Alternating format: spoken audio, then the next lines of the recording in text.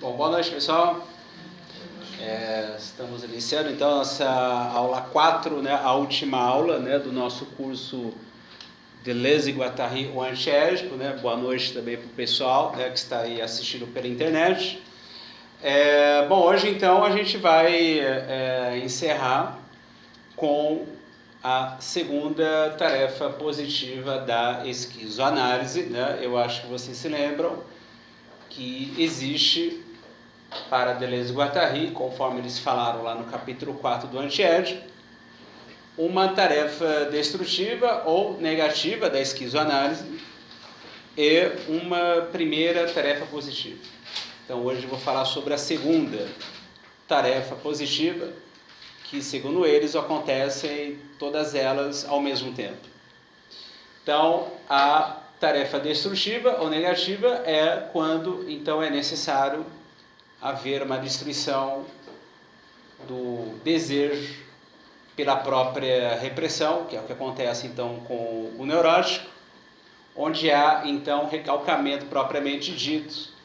Existe o recalcamento propriamente dito, que é quando as minhas máquinas desejantes estão subordinadas pela máquina social. E aí eu desejo isso, mais uma vez dizendo, para poder manter em mim a produção desejante recalcada. Então aí é necessário que haja uma destruição disso, desse recalcamento propriamente dito, onde então existe o desejo pela própria repressão, mas ao mesmo tempo é necessário que haja a primeira tarefa positiva, que é converter a repulsão dos órgãos do recalcamento originário, que surge por um excesso de hábito do corpo, um excesso de organismo, impedindo então que os órgãos do corpo sejam afetados de um modo diferente. Então aí existe esse recalcamento originário, repulsão dos órgãos. Isso tem que ser convertido para a atração dos órgãos. Então é por isso que é a destrutiva junto com a primeira positiva, porque não adianta nada, né, o sujeito deixar de desejar a sua repressão se ele não encontrar as suas máquinas desejantes por meio de intervenções nos agenciamentos ou acoplamentos realizadas pelo esquizoanalista. Por isso que eles dizem lá, né, que o esquizoanalista ele é um mecânico, porque ele não vai interpretar o inconsciente, ele vai fazer funcionar o inconsciente. E o inconsciente funciona por meio de agenciamentos ou acoplamentos. Então são intervenções dos agenciamentos que vão fazer com que os órgãos sejam afetados, atraídos pelos índices de desterritorialização, né, os signos, né, de desterritorialização que se abrem às máquinas desejantes. Conforme um próprio caso de esquizoanálise, né, que cheguei a falar para vocês, do próprio Guattari, a partir de uma intervenção inicial, né, de um jovem que morava com a família. Aquele jovem então vai passar a morar sozinho, e aí várias outras intervenções fizeram então aquele jovem entrar num clube de judô, vender seguros a domicílio, etc., para justamente ter esses novos agenciamentos, esses novos acoplamentos, tendo então novas conexões e junções e conjunções. Mas existe também não somente um sentido clínico na prática esquizoanalítica, porque aqui claramente existe um sentido clínico, que é fazer o sujeito ele encontrar suas máquinas desejantes. O que o afeta, o que o atrai, o que ele investe com amor ou com paixão. Isso acontece, então, mais uma vez dizendo, a partir de intervenções nos agenciamentos. Até o sujeito, então, ele criar um outro modo de vida, um novo território existencial. Mas também essa teoria deles, essa prática, também tem um sentido político. Nessa segunda tarefa positiva da esquizoanálise, que eles dividiram em 4 teses. Então, hoje, nessa parte inicial, eu vou falar para vocês sobre as duas primeiras teses dessa segunda tarefa positiva, e aí depois, na parte final da aula, vou falar sobre as outras duas teses dessa segunda tarefa positiva. Então a gente vai passo a passo, como a gente tem feito desde o início do curso. Então existe a primeira tese dessa segunda tarefa positiva, que é: todo investimento ele é molar e social. Investimos o social e o molar. Dizem Deleuze e Guattari: não há máquinas sociais sem as máquinas desejantes. Não há nenhuma organização molar que não seja formada e reproduzida por máquinas desejantes. Então existe o molar, que são as máquinas sociais, ou os grandes conjuntos gregários, e existem as máquinas desejantes moleculares. Ou seja, há o molar e o molecular em tudo. Então é por isso que existe identidade de natureza entre a máquina social molar e a máquina desejante molecular, mas com diferença de regime.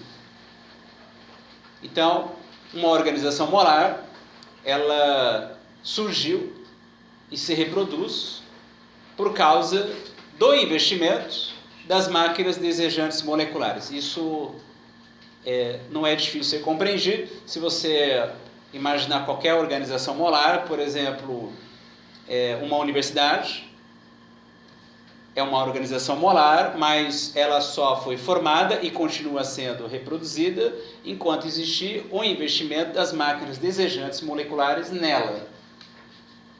Então é por isso que quando a gente diz assim, USP, PUC, vamos dar um exemplo, uma emissora de TV, a Globo, a Bandeirantes, ou a Família X, ou uma nação, Brasil, Argentina, etc., são grandes organizações molares, representativas. Só que nessas mesmas organizações molares existem as máquinas desejantes de cada indivíduo, que investe o molar, que investe o social. Então, por isso que essa primeira tese é que todo investimento ele é molar e social. Não há o molar sem o molecular. Não há máquina desejante molecular sem investir alguma organização molar. Não tem como. Então, por isso que existe identidade de natureza. Mas tem diferença de regime. Por quê? De um lado, as máquinas sociais molares, elas operam por linhas de integração. Então, elas vão integrar elas mesmas as máquinas desejantes moleculares dos indivíduos. Serão integradas essas máquinas desejantes por uma máquina social molar ou uma organização molar qualquer. Então, o regime é este do molar, é operar por linhas de integração. Agora, já do ponto de vista das máquinas desejantes moleculares, existem as linhas de fuga, que é fazer fugir o que está integrado a uma organização molar. Então, por isso tem diferença de regime. Então, no interior de uma universidade, de uma família, de uma emissora de TV, algo escapa, algo que estava integrado, escapa. Tem ali uma linha de fuga, ou seja, quando a máquina desejante molecular deixa, ao menos temporariamente, de se manter integrada àquela organização molar, ameaçando, justamente por causa disso, a sobrevivência daquela organização molar. Por isso que aquela organização molar vai ter que novamente integrar aquilo que momentaneamente escapou, foi desintegrado por um novo acoplamento entre as máquinas desejantes. Mas mesmo quando existem as linhas de integração, características da máquina social molar, ou então quando existem as linhas de fuga, características, portanto, das máquinas desejantes moleculares, o investimento de desejo segue sendo molar e social. Mesmo quando integra, é molar e social. Mesmo quando desintegra, também segue sendo molar e social, porque nesse caso aqui da linha de fuga é quando então uma organização molar ela está subordinada às máquinas desejantes moleculares. Eu uso a USP, eu uso a PUC, eu uso a família, mas para poder ter novas conexões de desejo. Isso é investimento molar e social, mas vocês vão ver isso mais adiante. É um investimento revolucionário, né? Esquizo-revolucionário. Já o outro investimento, de integrar as máquinas desejantes, já é um investimento paranoico, investimento reacionário, e que também dá, inclusive, no fascismo. Então a gente tem essa primeira tese da segunda tarefa positiva, que é todo investimento, desejo, não tem jeito, é molar e social, porque há máquina desejante molecular em qualquer organização molar. É o molar e o molecular juntos. Aí existe a segunda tese dessa segunda tarefa positiva, que é desse investimento social, já que a gente investe necessariamente o molar e o social, é necessário haver a distinção do investimento de interesse do investimento libidinal. Qual é a diferença? Eles vão dizer o seguinte: nos investimentos de interesse existem os objetivos bem definidos. E esses objetivos, eles podem ser reacionários ou então revolucionários. Então existem, por exemplo, os grandes capitalistas, os banqueiros, que têm claramente os seus objetivos, que são maximizar os lucros, cortar despesas e outros objetivos todos que visam a obtenção de maiores lucros. Então, claramente, na ordem do interesse, esse objetivo ele é conservador. Mas existem aqueles que querem aumento de salário, querem direitos disso, direitos daquilo, enfim. Então, claramente aqui, os objetivos são objetivos revolucionários, emancipadores, certo? Então, seja um indivíduo, seja um partido, seja um movimento social, todos têm os seus objetivos. Queremos isso, mas aquilo, etc. E esses objetivos podem ser de interesses conservadores ou de interesses revolucionários. Então aqui a gente está na ordem da representação, das identidades, do molar, onde existem os interesses. Isso aqui, para Deleuze e Guattari, é diferente do investimento libidinal inconsciente de desejo. Esse investimento libidinal inconsciente de desejo também pode ser reacionário ou revolucionário. Deleuze e Guattari, como vocês têm visto, se serviram de noções que a gente encontra de modo abundante na psicanálise, né? Desejo, inconsciente, objeto parcial e aqui no caso libido, mas dando um sentido diferente. Para Deleuze e Guattari, a libido é a energia sexual do desejo que investe o campo social, que investe o molar. Como a gente viu aqui, não existe máquina desejante molecular fora de uma organização molar. Então, necessariamente, investimos sexualmente o molar. Ou seja, então o que eles estão entendendo por libidos é esse investimento da máquina desejante molecular numa organização molar. É isso. Não existe o molar sem o molecular, então necessariamente há sexualidade em tudo. Mas uma sexualidade que não é antropomórfica. O desejo é investimento sexual no campo social. Então, existe um investimento libidinal das máquinas desejantes numa determinada organização molar. E como falei para vocês, esse investimento ele pode ser reacionário ou então revolucionário. Então eles dizem, existe o grupo assujeitado, que pode ser um indivíduo, um partido político, um movimento social, enfim, que é justamente assujeitado porque o seu investimento libidinal, inconsciente, de desejo, é um investimento reacionário. E que esse investimento pode ou não coincidir com um investimento de interesse.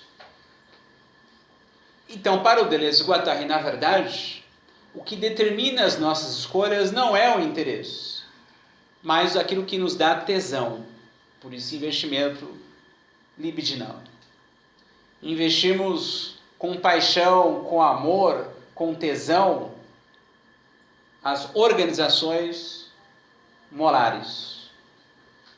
E esse investimento, no caso do grupo assujeitados, é um investimento reacionário. Ou seja, aquilo que dá tesão, aquilo que é investido com paixão, é o poder, é lucro, etc. E esse mesmo grupo, na ordem do interesse, ele pode abraçar, portanto, objetivos reacionários, porque o seu investimento libidinal é reacionário, ou não. Esse mesmo grupo, na ordem do interesse, pode abraçar objetivos revolucionários, mas para Deleuze e Guattari não se distingue um grupo ou um indivíduo, se é revolucionário ou não, pela ordem do interesse, mas pela ordem da libido.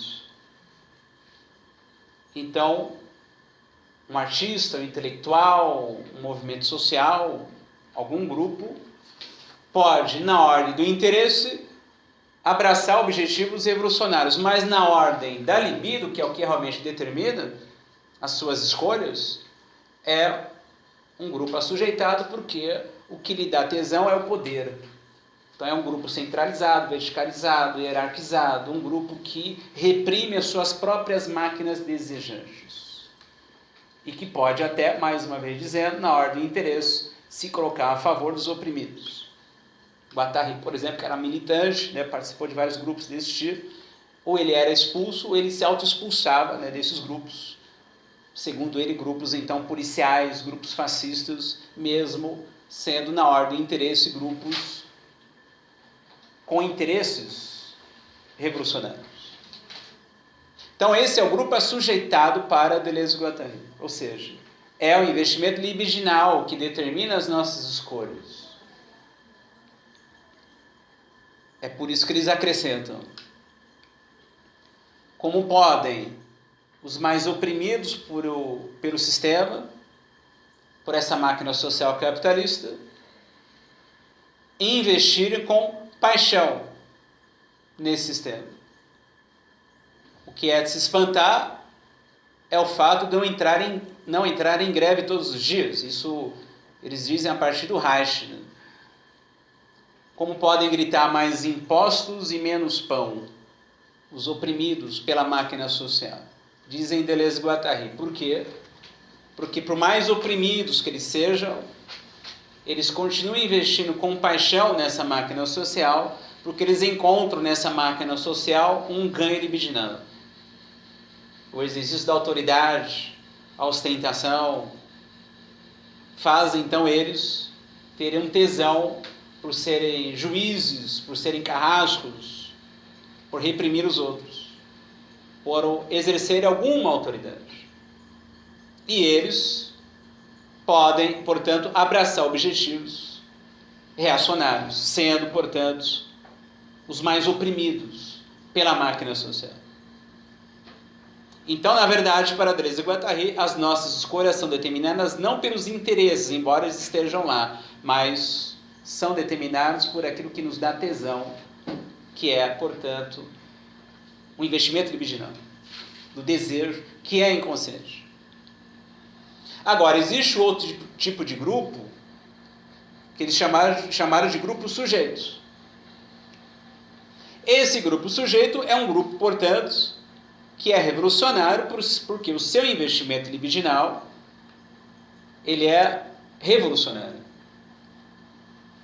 Ou seja, é um grupo que não é centralizado, não é hierarquizado, não é burocratizado. É um grupo que não vigia as suas máquinas desejantes. Ou seja, é um grupo onde o investimento libidinal não está no poder, não está nos lucros, está nos novos acoplamentos ou agenciamentos, nas novas conexões de desejo. Essas novas conexões não são bloqueadas por esse grupo. Então, esse grupo é um grupo sujeito. Mais uma vez dizendo, eles vão dizer que a palavra grupo pode enganar, né? Não é só um coletivo, certo? É um indivíduo, um artista, um professor, um pai de família, uma mãe, enfim, é isso. E aqui no investimento libidinal, nesse caso, ele é revolucionário, porque, mais uma vez dizendo, o que é investido com paixão é no novo, nas diferenciações de si mesmo, incluindo as diferenças para se manter num processo de diferenciação de si. É isso que é investido com paixão. Então, esse é um grupo de fato revolucionário, né? Porque esse investimento libidinal é de fato revolucionário. E que pode coincidir, portanto, com o interesse. Objetivos revolucionários. Mas o que determina esse grupo ser de fato revolucionário não é o interesse. É o que vem antes, que é o investimento libidinal. Mas isso é muito complexo, por quê? Porque eles dizem o seguinte: um grupo assujeitado pode surgir de um grupo sujeito. Ou seja, um grupo que é revolucionário dele pode derivar, né, ou ele mesmo se tornar um grupo reacionário, por axioma, por exemplo. Então, um grupo que é sujeito, ou seja, um grupo realmente cujo investimento libidinal é revolucionário, ele pode, por axioma, deixar de ser. Começa a ser um grupo burocratizado, de modo excessivo, centralizado, verticalizado, enfim. Onde já não há mais o quê? A circulação das intensidades. Só que na ordem do interesse, esse grupo pode até ainda continuar abraçando objetivos revolucionários, mas ele já não é mais. Porque já perdeu a intensidade. A organização bloqueia os movimentos moleculares do desejo. Então, esse grupo que era sujeito se tornou assujeitado. Alguém, né, um artista que era revolucionário, não no interesse, né, mas sobretudo no investimento libidinal, deixou de sê-lo e se tornou agora reacionário na ordem sempre da libido. Poder, fãs, dinheiro, essas coisas todas que a gente sabe muito bem. Não era, se tornou.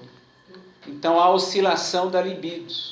A libido ela vai oscilando entre investimento paranoico, reacionário, e investimento esquizoide revolucionário. Isso está em tudo, está na gente. Então a questão que vocês vão ver um pouco mais adiante é a esquizoanálise desfazer esse emaranhado. Né? Porque um grupo assujeitado pode derivar de um grupo sujeito, mas também acontece de um grupo sujeito derivar de um grupo assujeitado por ruptura. Ou seja, um grupo reacionário, né, do ponto de vista da libido, impedindo outros movimentos de desejo dentro dele mesmo, um grupo policial, né, portanto. Dele, por ruptura, surge um outro grupo. Um grupo sujeito, um grupo já onde investimento libidinal é de fato revolucionário. Então isso também acontece por rupturas. Então, essa é a segunda tese dessa segunda tarefa positiva. Distinguir esses dois tipos de investimentos. O do interesse, que é sempre interesse de classe, classe dos banqueiros, classe do agronegócio, cujo tesão são os lucros, e aí não estão muito preocupados com o meio ambiente, né, porque o que dá tesão são os lucros. Então, claramente são objetivos conservadores, ou então classe dos operários, classe dos negros, das mulheres que querem direito ao aborto, direito disso e daquilo. Então você tem claramente na ordem de interesse o que é reacionário e o que é revolucionário. Aqui está bem claro, mas não é isso que vai distinguir os grupos. O que vai distinguir é o que dá tesão, certo? É o que é bom para a gente, o que eu invisto com paixão. Eu invisto com paixão o que? O poder, os lucros, sou hipnotizado por isso, ou invisto com paixão as conexões com outros modos de existência, para poder me diferenciar. Tem novas disjunções, registros dessas disjunções em mim, e novos consumos de intensidades, onde não há falta no desejo. Isso eu posso investir também com paixão. Então a esquizoanálise vai aqui, ela vai justamente no investimento libidinal, mais uma vez dizendo, que é o investimento das máquinas desejantes moleculares das máquinas sociais molares, é isso. Ou a gente se subordina à instituição, morro, né, mas a instituição vai seguir e me sacrifico por ela, porque ela me dá algum ganho libidinal no exercício do poder dentro dela, claro. Mudei o crachá, né? Agora tem uma sala só para mim, certo? Então isso dá tesão. Vocês vão ver uns trechos que eles falam sobre isso, vai ficar bem claro isso, certo? É difícil largar o osso quando isso funciona. Então a minha tendência qual é? É abraçar objetivos reacionários. Mas se mesmo assim eu abraço objetivos revolucionários, também não é isso que decide, né? Porque eu ainda sou cúmplice, né, de uma ordem social que precisa reprimir o desejo. Ou então, de fato, aquilo que dá tesão é, de modo revolucionário, traçar os meus próprios territórios, ampliando as minhas conexões, certo? Enfim, então a gente vê isso muito melhor ainda, então eu vou ler uns trechinhos sobre isso. Então tudo isso que eu estou dizendo para vocês está então no capítulo 4 do livro, sobre então a segunda tarefa positiva da esquizoanálise, tem claramente um sentido político, mas tudo junto aqui, né? Clínica e política, tudo ao mesmo tempo, certo? Eles dizem o seguinte, então: não há máquinas desejantes que existam fora das máquinas sociais, que elas formam em grande escala. E também não há máquinas sociais sem as desejantes, que as povoam em pequena escala. Então, por isso que existe identidade de natureza entre o molar e o molecular, certo? Então você tem, não há máquinas desejantes que existam fora das máquinas sociais, que elas formam em grande escala. Então você tem uma universidade, mas ela não veio do nada, né? Ela foi formada pelo investimento das máquinas desejantes ali, de cada indivíduo. Os órgãos investem aquela organização moral. E ela é reproduzida enquanto essas máquinas desejantes se mantêm integradas, né? São as linhas de integração que garantem a sobrevivência daquela organização moral. E também não há máquinas sociais sem as desejantes que as povoam em pequena escala. Então, quem forma são as máquinas desejantes. Uma vez que elas se formam, né, uma máquina social, uma organização molar, elas são povoadas pelas máquinas desejantes, em pequena escala, numa infraestrutura. O problema é ficar só com a estrutura e não perceber que existe a infraestrutura ali. Se o desejo deixar de investir nela, ela acaba. É assim que funciona. Se amanhã as pessoas enjoarem no Facebook, ele acaba. Vão para uma outra rede social, que é o que aconteceu com o Orkut, né? Então, só existe aquilo porque existe o investimento do desejo, que tem que se manter integrado, né? Naquela organização molar, por exemplo, Facebook. Certo? Então, por isso que existe identidade de natureza. Não há molar sem molecular.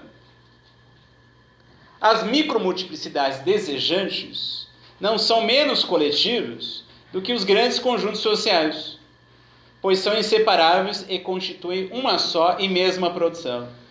Ou seja, é comum a gente relacionar o coletivo ao molar, né? Ou seja, a representação, né? Um coletivo de mulheres, um coletivo de homens, um coletivo de alunos, um coletivo de funcionários da instituição X, um coletivo de brasileiros, certo? Eles estão dizendo o seguinte: as micromultiplicidades desejantes, ou seja, os objetos parciais dispersos, né, não são menos coletivos do que os grandes conjuntos sociais. Ou seja, existe também um coletivo molecular, certo? Objetos parciais que eu vou me acoplando. Isso também é um coletivo, mas é um coletivo de regime diferente, de conexões de desejo, que faz o desejo escoar, certo?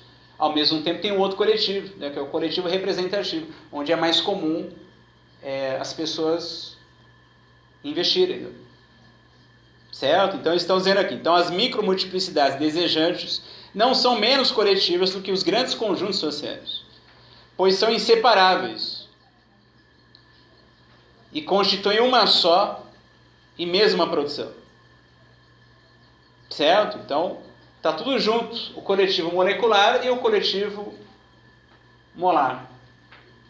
Coletivo de objetos parciais e o coletivo já dessas organizações estatísticas, certo? 220 milhões de brasileiros, por exemplo.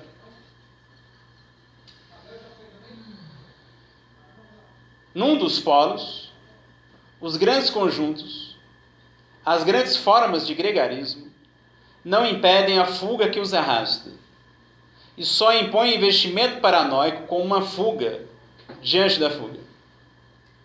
Então você tem um polo que é o polo paranoico, que é o dos grandes conjuntos.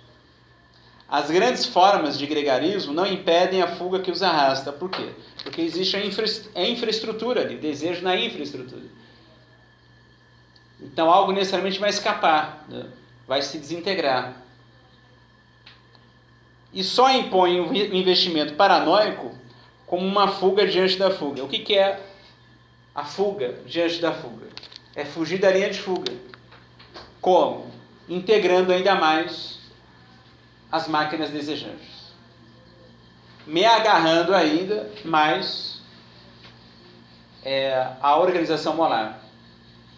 Eu me agarro à instituição, visto camisa da instituição, ou vestir camisa da instituição, estou dizendo nesse sentido, certo? Eu me sacrifico por ela, porque ela me dá algum ganho libidinal, não vivo sem ela, que é um modo de eu fugir da vida, né? Fugir da linha de fuga, não ter os novos acoplamentos. Isso é um neurótico, como a gente viu várias vezes aqui, certo? Então, esse é já o investimento libidinal do desejo, já adiantando, né? Já que eles vão falar isso mais adiante, de tendência reacionária e que vai dar, inclusive, no fascismo. Sentimento de orgulho, né? Por pertencer a uma nação, a uma raça superior, uma religião superior, certo? Isso vai dar no fascismo. Mas é um modo de fugir do novo, da quebra dos hábitos, para me manter na territorialidade neurótica. Quem faz as piores coisas é o neurótico, não é o psicótico. Certo? Então, para me manter na territorialidade neurótica, fugindo então das novas sínteses conectivas, disjuntivas e conjuntivas do desejo, ou seja, me manter separado do processo do desejo, nos novos agenciamentos, o que me restou? Investir ainda mais na organização molar, desde que ela me dê algum ganho libidinal. Tem que dar, senão você nem sai de casa. Certo? Para poder enfrentar ônibus cheio, trem cheio, isso quando não quebra, né? Que eu tenho que caminhar no trilho, né? Debaixo da chuva, né? Quando acontece na CPTM, certo? Para chegar ao local de trabalho e ainda ser massacrado, isso tem que ser acompanhado de algum ganho libidinal, não tem jeito. Eu tenho que ter algum tesão fornecido pela organização molar. Senão, não tem sentido algum. Certo? Isso é um modo de me manter separado da vida. Vai parar na análise. Certo? E a solução que ele quer é o quê? Que mantenha a territorialidade neurótica. Reforçando o Édipo. Não é isso. para Deleuze e Guattari. Certo? Então eles dizem, mas no outro polo, a própria fuga esquizofrênica não consiste apenas em afastar-se do social, em viver à margem. Ela faz fazer fugir o social pela multiplicidade de buracos que o corroem e o perfuram, sempre ligados a ele, dispondo em toda parte as cargas moleculares que explodirão o que deve explodir, que farão tombar o que deve cair, que farão fugir o que deve fugir, assegurando em cada ponto a conversão da esquizofrenia como um processo em força efetivamente revolucionária. Então esse é o regime já das máquinas desejantes, né, quando elas traçam uma linha de fuga.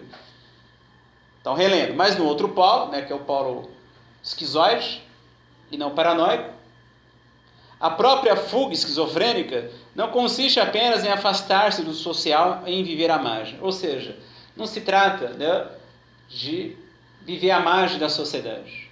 É na sociedade fazer fugir o que está integrado. Isso é o que faz o esquizo. Certo? Eles dizem, ela, que é a fuga esquizofrênica, né, faz fugir o social pela multiplicidade de buracos que o corroem e o perfuram, sempre ligados a ele, dispondo em toda parte as cargas moleculares que explodirão o que deve explodir, ou seja, se o desejo deixa de investir na sua própria repressão, aquela tarefa destrutiva que a gente viu, né, algo, se puder cair, vai cair, mas caiu por efeito. Certo? É outra coisa mais, é uma outra coisa, né, que me dá tesão, não é mais aquilo. Que farão tombar o que deve cair, que farão fugir o que deve fugir. Isso é a revolução molecular, né, que o Guattari fala. Né? Depois, no finalzinho, a gente vai ver isso um pouco melhor. Inclusive, o Guattari tinha feito algumas experiências com rádio, né, rádio livre, para fazer fugir, né, isso que está integrado pelo monopólio da expressão, né, no capitalismo, no caso das rádios oficiais. Né? Assegurando em cada ponto a conversão da esquizofrenia como um processo em força efetivamente revolucionária. Certo? Então essa é a primeira tese, que todo investimento é molar e social, seja para fugir da linha de fuga, me agarrando ainda mais à organização molar, isso é investimento molar e social, seja para poder fazer fugir o que está aprisionado, isso também é investimento molar e social. Aí, para fechar, essa segunda tese, né, que é a distinção dos dois tipos de investimentos, né, o de interesse e o investimento libidinal. Vemos os mais desfavorecidos, os mais excluídos, e investir com paixão o sistema que os oprime, e onde acham sempre o interesse, pois é aí que o buscam e mensuram. O interesse vem sempre a seguir. A antiprodução difunde-se pelo sistema. A antiprodução será amada por si mesmo, a maneira pela qual o desejo reprime a si próprio no grande conjunto capitalista. Reprimir o desejo, não só nos outros, mas também em si próprio. Ser o tira dos outros e de si próprio. Eis o que dá tesão. E isto não diz respeito à ideologia, mas à economia. Então eles dizem, né? Vemos os mais desfavorecidos, os mais excluídos, investiram com paixão. Depois vocês vão ver, né, que nossas paixões, os nossos amores, são índices do caráter revolucionário ou reacionário da libido. O que eu invisto com paixão ou com amor é um índice apenas, aí que vai a esquizoanálise, do caráter reacionário ou revolucionário da libido. Certo? Então, investiram com paixão o sistema que os oprime, os mais desfavorecidos. E onde acham sempre o interesse, pois é aí que o buscam e mensuram. O interesse vem sempre a seguir. Então a paixão vem antes do interesse. Certo? Não adianta vir lá um agronegócio, né? E dizer assim, não, tem que, sei lá, os índios estão atrapalhando os nossos negócios, exportações, aquela coisa toda. Claro, então o interesse aí está nítido, né? Que é conservador, certo? Contra as minorias, etc. Mas isso não seria nada se eles, né, os empresários, enfim, do agronegócio, se eles não tivessem um tesão por aquilo que eles fazem. Certo? Os lucros, assim como um banqueiro, né? O Itaú lucrou no último trimestre, sei lá quantos milhões, bilhões, enfim, bateu recorde, certo? É isso. Se não tivesse isso, o interesse não seria nada, na verdade. É isso que eles estão dizendo. Então a esquizoanálise, ela vai na libido, ela não vai no interesse. Então eles dizem, o interesse vem sempre a seguir. A antiprodução difunde-se pelo sistema. Por que a antiprodução difunde-se pelo sistema? Porque existe a máquina social capitalista, que vai o quê? Vai integrar as máquinas desejantes moleculares, certo? Por isso é necessário neurotizar todo mundo, para inclusive haver o desejo por isso, por repressão, certo? Uma vez que esse corpo pleno do capital dinheiro, ele vai integrar as máquinas desejantes, vai haver uma distribuição dos agentes de antiprodução do desejo, cada um no seu lugar, certo? Cada um com a sua função, o psicólogo, o psiquiatra, o professor, o médico, o juiz, não sei mais o que, sendo agentes de antiprodução do desejo, desde, claro, que eles continuem investindo na sua repressão, porque eles podem usar a autoridade deles, como o próprio Guattari disse no caso que eu falei para vocês, na última aula, que ele usou a autoridade dele, certo? Para poder negociar com a família, etc. Mas aqui no caso da antiprodução, não é isso.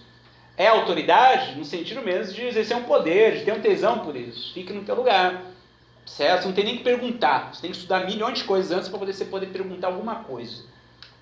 Certo? Você não tem nem direito de perguntar sobre isso, sobre aquilo, sem ter lido isso e mais aquilo.